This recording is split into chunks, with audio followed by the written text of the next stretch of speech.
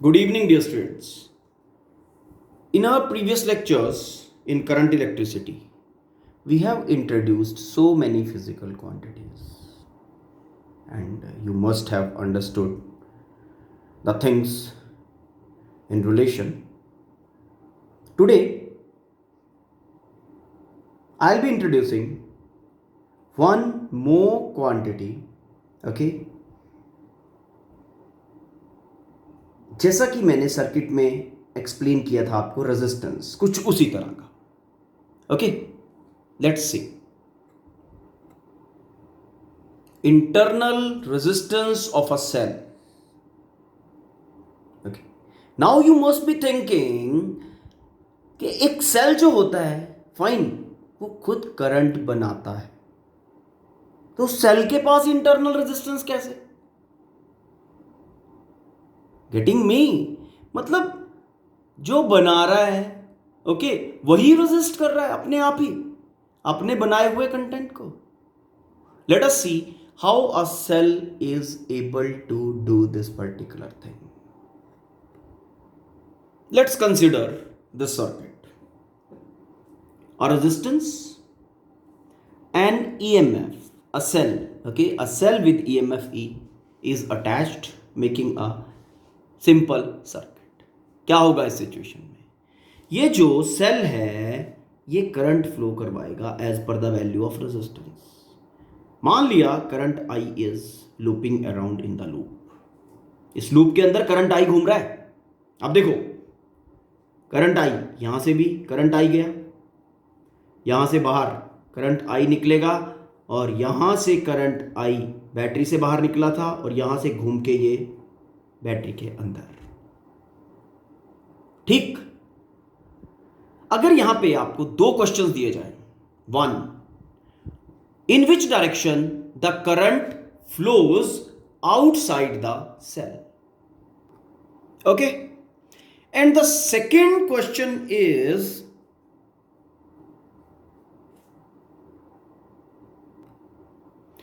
when current flows in a closed loop, what's the direction of current inside the cell?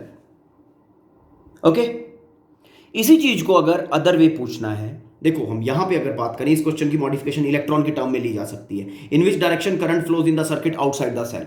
मैं इसको कहता हूं, चलो, in which direction electrons flow from, in which direction electrons flow in the circuit. Okay, तो answer क्या रहेगा? Current flows from positive terminal to negative terminal of the cell. और अगर इलेक्ट्रॉन्स की बात कर रहे हो, इलेक्ट्रॉन्स आर गोइंग उल्टा, negative to positive. Okay, second question, okay, in which direction current flows through the cell in a circuit. अब यहां से पॉजिटिव टू नेगेटिव जा रहा है तो करंट जाएगा नेगेटिव टू पॉजिटिव। ये तो हो गई डायरेक्शन की करंट, डायरेक्शन ऑफ करंट। ठीक है, अगर हम इलेक्ट्रॉन्स की बात करें, हमारे जो इलेक्ट्रॉन्स हैं वो कहां से कहां जाएंगे?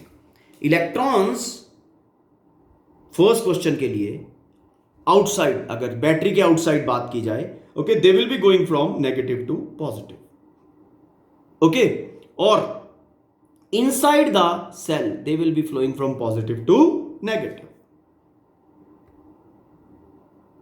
बिकॉज जो हमारा कन्वेंशनल करंट है और इलेक्ट्रॉन है, ओके, दोनों ऑपोजिट डायरेक्शन में फ्लो करते हैं। ठीक, यहां तक सिचुएशन क्लियर है। अब हमें यहां तक ये पता चला, देखो बाहर का तो हमें पता था कि इलेक्ट्रॉन्स सर्किट में चलते हैं नेगेटिव टू पॉजिटिव, लेकिन बैटरी के अंदर, ठीक है ना, बैटरी के अंदर electrons they move from positive terminal to negative terminal. Let's take example of a battery और सेल। सी, ये हमारा एक इलेक्ट्रोकेमिकल सेल है। ठीक, इलेक्ट्रोकेमिकल सेल तो आपको पता होगा, ठीक है, केमिस्ट्री में पढ़ा है आप लोगों ने। नाउ कंटेनर, कंटेनर के अंदर ये दो हैं, ये क्या है, 1 and 2, इनको कहते हैं इलेक्ट्रोड्स। यस, उसके बाद ये जो लिक्विड हमने इसके अंदर डाला है, दिस वन, ओके, ये लिक्विड क्या कहते हैं इसको? इलेक्ट्रोलाइट।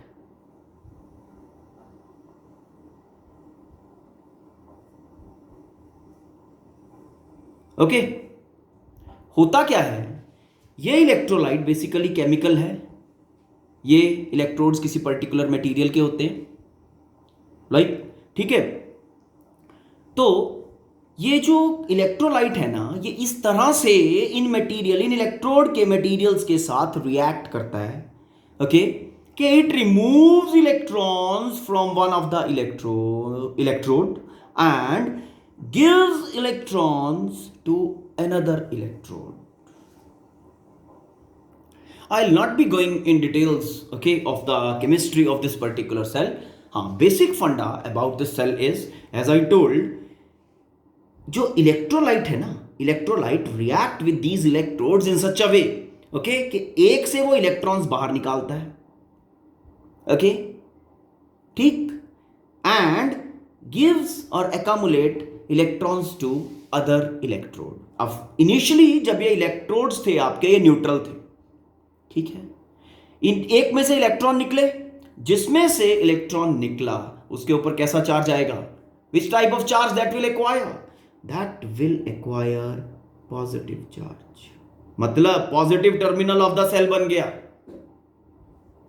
ओके. एंड इलेक्ट्रोलाइट ने दूसरे इलेक्ट्रोड्स के साथ रिएक्ट किया, दूसरे इलेक्ट्रोड के साथ, एंड इलेक्ट्रॉन्स उसके ऊपर एक्यूमुलेट कर दिए, उसको इलेक्ट्रॉन्स दे दिए.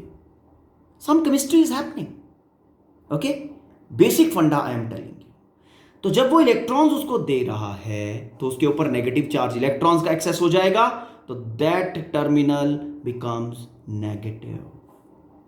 और in the same way your electrochemical cell, जो आप मार्केट में 1.5 वोल्ट वाला सेल परचेज करते हो, ओके, 10-20 रुपीज का आता है जो, ओके, वो इलेक्ट्रोकेमिकल सेल ही होता है, फाइन, ठीक है. पॉजिटिव नेगेटिव टर्मिनल होते हैं या नहीं उसके? पॉजिटिव टर्मिनल वो होता है जहां से इलेक्ट्रोलाइट ने इलेक्ट्रॉन्स रिमूव किए, और नेगेटिव टर्मिनल वो होता है जिसको इलेक्ट्रॉन्स दे दिए. Very simple thing, reaction is happening like that. अगर इसको कंसोलिडेट करके एक सिंगल टर्म में कहें, हम कहेंगे कि this is a chemical reaction happening in such a way, ठीक है. इलेक्ट्रॉन्स का लेन देन हो रहा है. अब अगर इलेक्ट्रॉन्स की बात करें, वो कहां से कहां फ्लो कर रहे हैं, यहां से निकल के यहां जा रहे हैं, यही तो हमने बोला था, ठीक. और जब इस सेल को पॉजिटिव नेगेटिव आप सर्किट के अंदर ज्वाइन कर रहे हो, मान लिया ये cell joined in circuit, okay, तो what is happening, electrons outside the cell they are going from negative to positive. Negative के पास इलेक्ट्रॉन एक्सेस हो गए थे, उसने बाहर सर्किट में दे दिए, ठीक है, okay.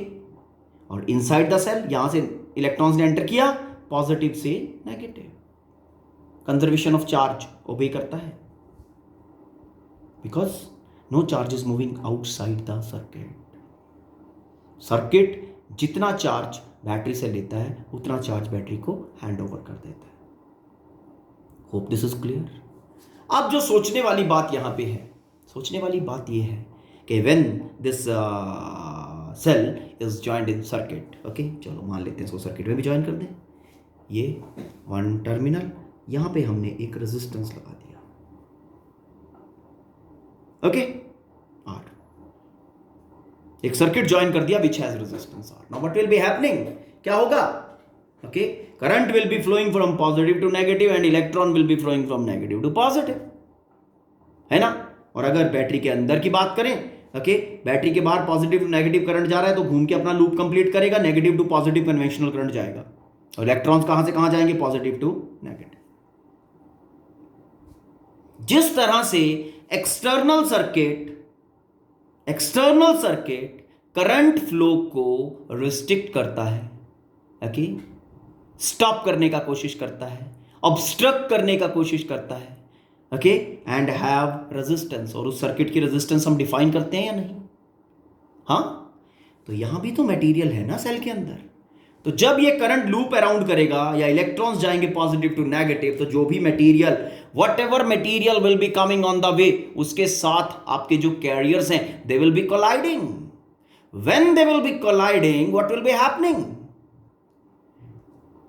due to those collisions, the path of the electrons, the path of the carriers will be obstructed, and that obstruction posed by the cell itself. Okay, by the cell के अंदर ही, to the flow of current which is generated by this cell. Okay, जो current इसने खुद generate किया उसी के लिए इसने अपने अंदर जो रेजिस्टेंस बनाई, क्योंकि इसका इंटरनल मैटर है. Okay, therefore that resistance is called as, तभी हमने कहा था ना शुरू में, internal resistance of a cell. हम इस इंटरनल रेजिस्टेंस की बात कर रहे हैं. समझ में आया? करेक्ट. नाउ किस फैक्टर पे डिपेंड करेगा?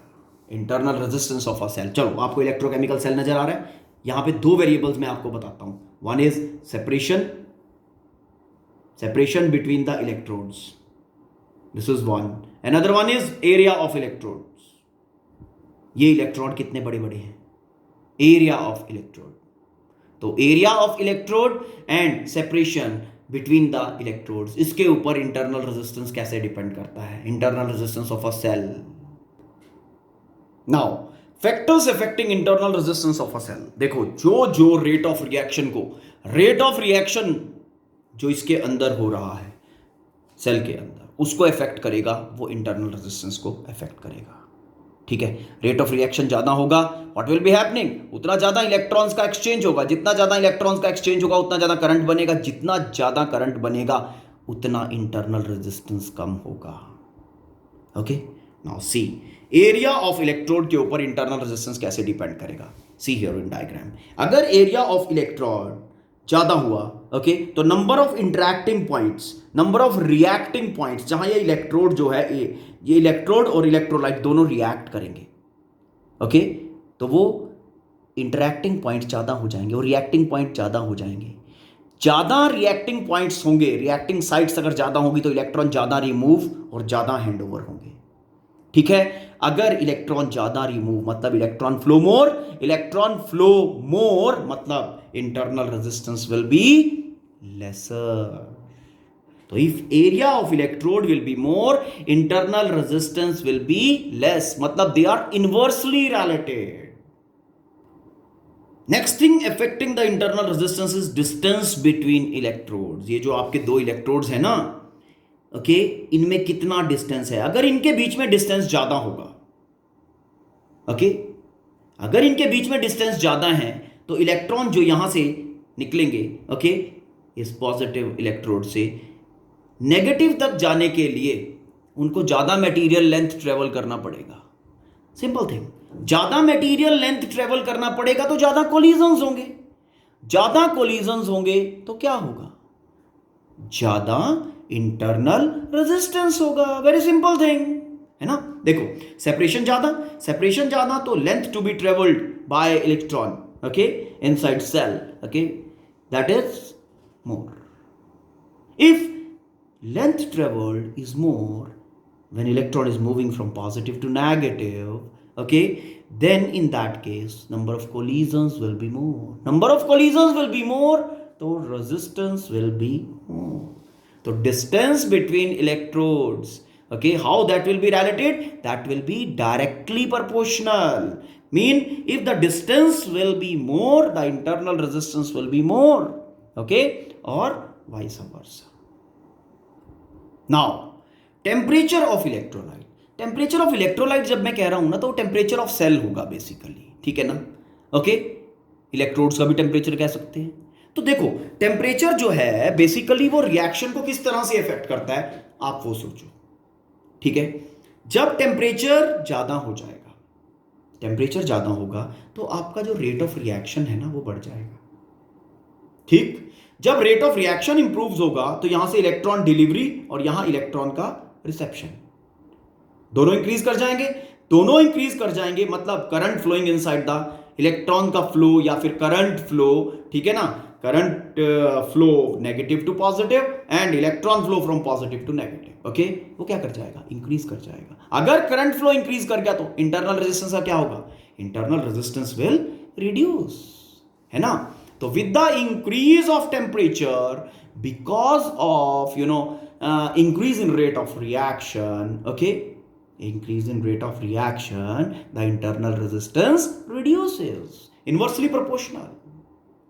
Next thing is concentration of electrolyte. ये कंसंट्रेशन ऑफ इलेक्ट्रोलाइट किस तरह से इफेक्ट करेगा भाई? हाँ, देखो, कंसंट्रेशन इलेक्ट्रोलाइट का अगर बढ़ाया गया, ठीक है, तो भाई साहब ये रेट ऑफ रिएक्शन बढ़ जाएगा, है ना? कंसंट्रेशन बढ़ाने से रेट ऑफ रिएक्शन बढ़ता है ना। तो रेट ऑफ रिएक्शन जब इंक्रीज कर जाएगा, रेट ऑफ रिएक्शन इंक्रीज कर गया तो क्या करेगा? फ्लो, इलेक्ट्रॉन फ्लो, इलेक्ट्रॉन यहां से जनरेट होंगे, यहां पे जाएंगे, बढ़ जाएगा, करंट बढ़ जाएगा। करंट बढ़ने से इंटरनल रेजिस्टेंस क्या हो जाएगा? कम हो जाएगा। समझ में आया ना? कंसंट्रेशन बढ़ाने से रेट ऑफ रिएक्शन बढ़ रहा है, रेट ऑफ रिएक्शन बढ़ने से इलेक्ट्रॉन्स का फ्लो बढ़ रहा है, इलेक्ट्रॉन फ्लो बढ़ रहा है तो करंट बढ़ रहा है इनसाइड। करंट अगर बढ़ रहा है तो इंटरनल रेजिस्टेंस कम हो रहा है। मीन कंसंट्रेशन ऑफ इलेक्ट्रोलाइट के भी इनवर्सली प्रोपोर्शनल होगा आपका internal resistance. Now internal resistance को, ठीक है, हम सर्किट में किस तरह से शो करते हैं? Okay, when drawing a circuit on a page in a notebook, okay, ठीक, how this is drawn, internal resistance is marked, shown in a circuit. ये हमारा सेल है EMF E। अब मैंने बात आपको बताई है सिर्फ इलेक्ट्रोकेमिकल सेल के केस में, है ना।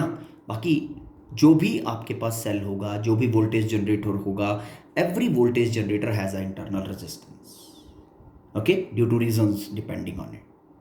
फाइन, ठीक है, हम इलेक्ट्रोकेमिकल सेल की बात कर रहे हैं, ठीक है। मैंने इलेक्ट्रोकेमिकल सेल का एग्जांपल लेके आपको इंटरनल रेजिस्टेंस एक्सप्लेन किया है, okay. Now how internal resistance is marked in the circuit. Now this is EMF E। अगर इस ये cell of EMF E, now इसका अगर इंटरनल रेजिस्टेंस, तो मैं कैसे शो करता हूं? देखो, this is one of the way to show internal resistance R। ये हमारा सेल है, सेल के टर्मिनल्स, ठीक है। जब सर्किट में इसको प्रोसेस करना है, फाइन, ठीक है, मान लिया ये this is joint like this, इस तरह से जॉइंट है, joint to external circuit of resistance R, ठीक है। अब इसको आप किस तरह से प्रोसेस करोगे सो दैट आपके लिए कैलकुलेशन इजी बन जाए? ये सेल आ गया आपका EMF E। आफ्टर दैट ये जो इंटरनल रेजिस्टेंस R है, आप इस तरह से भी लगा सकते हो नेगेटिव के बाद, और ये इंटरनल रेजिस्टेंस R यहां पे आ गई, एंड आफ्टर दैट आपका ये एक्सटर्नल रेजिस्टेंस सेल का आ गया, ये एक्सटर्नल रेजिस्टेंस सर्किट का आ गया, सॉरी, ठीक है, डन। अब यहां पे आपका current will be flowing from positive to negative, ठीक। Let I current is flowing, तो what will be the value of current I current will be equal to potential difference in the circuit, ये effective जो apply किया गया EMF E divided by loop resistance total, है ना। यही होगा ना, total resistance decide the value of current, R plus R, ये दोनों लूप में सीरीज में होंगे बेटा, R प्लस R, तो ये आपका करंट आ जाएगा। अगर आप इस रेजिस्टेंस को यहां पे लगा दो पॉजिटिव साइड पे, तब भी कोई प्रॉब्लम वाली बात नहीं है। मीन अगर आप इसको कुछ ऐसे कर दो,